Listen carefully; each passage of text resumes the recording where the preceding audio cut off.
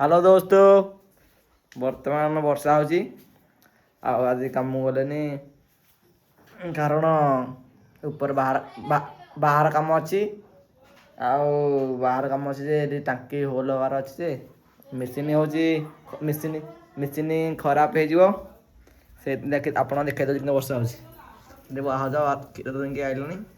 ବର୍ଷା ହେଇକି ଆମ ବାରଣ୍ଡା ଗୁରା ସବୁ ଓଦା। ଆଗର ଆପଣମାନଙ୍କୁ ଦେଖାଉଛି ଆମ ଘର କେମିତି ଘରକୁ ପାଣି ପଡ଼ୁଛି, ଛାତ ଘର ବି ହେଇକି ଦେଖନ୍ତୁ। ଏଇଠୁ ବା ପାଣି ଟପ ଟପ ହେଇକି ବହୁଛି ଆମ ଘର। ଏଇଠି ପାଣି ଟପ ଟପ ଏଇ ଘରେ।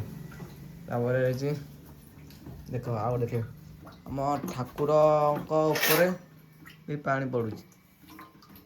ଦେଖ ଏଇଠୁ ପାଣି ସବୁ ବହୁଛି, ଛାତ ଘର ଫାଟି ସବୁ ରହିଲାଣି ଆମର।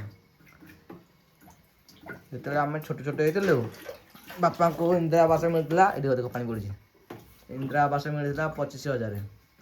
ସେ 25,000ରେ ବାପା କରିଥିଲେ ଘର। ହଁ, ଘର କରିଥିଲେ। ତାପରେ ହେଉଛି ଆଉ ଆମକୁ ତ ଇନ୍ଦିରା ଆବାସ ମିଳିଲାନି।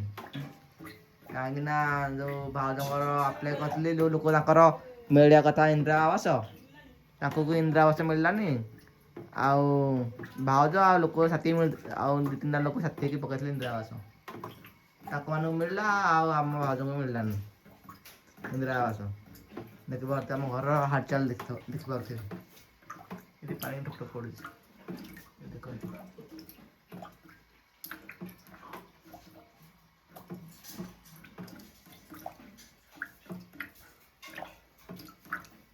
ମା ତାରିଣୀ, ଜଗନ୍ନାଥ, ମା ଲକ୍ଷ୍ମୀ ସବୁ ଓଦା ହେଉଛନ୍ତି।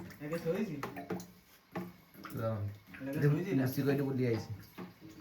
ବିଭୁ ଶୋଇଛି। ତା ଖଣ୍ଡାକ ପାଣି ପଡୁନି ବର୍ଷା ଦିନେ। ଘରେ ନୁହେଁ, ବାହାରେ।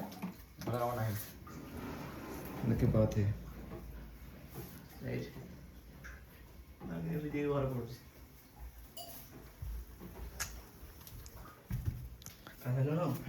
ବର୍ତ୍ତମାନ ଭାଉଜ ଯାଉଛନ୍ତି ଏଠି କ୍ଷୀର ଫିର ଗାଁନ୍ତି କରୁଛନ୍ତି। ଏଠି ଖାଲି ଏଇ ଘରଟା ବୋଲି ପାଣି କିଛି ପଡୁନି।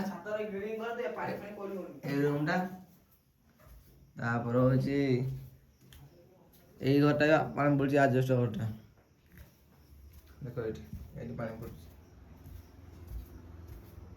ସେ ବିଞ୍ଚା ରହି ସାମାନ ସବୁ ପଡୁଛି। ଦେଖିପାରୁଥିବେ।